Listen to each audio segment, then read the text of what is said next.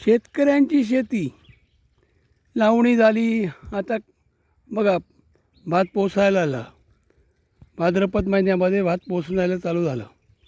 बघा आता पोसून आता गोटा वर आला त्याचा. बघा भात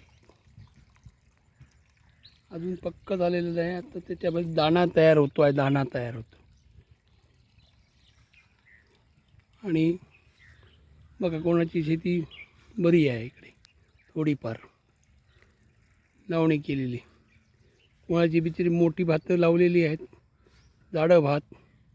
बघा पावसामुळे आडवं झालेलं आहे. आता पाऊस असा लागत राहील तर शेतकऱ्यांना काय मिळेल ह्याच्यामध्ये भरोसा नाही. कारण का सगळं आडवं पडलेलं आहे भात. बघा कसं पडलं आहे. एक बघा शेती कशी नासधूस झालेली आहे पावसामुळे. भाद्रपदमध्ये पाऊस पडतो आहे. बघा एकाचीच नाही, थोडी लावणी बघा कशी उंच होती, तेवढी भात सगळी पडली. ही बघा थोडंसं आता हे राहिलं आहे, थोडं पडणार पावसामुळे. काय करणार शेतकरी?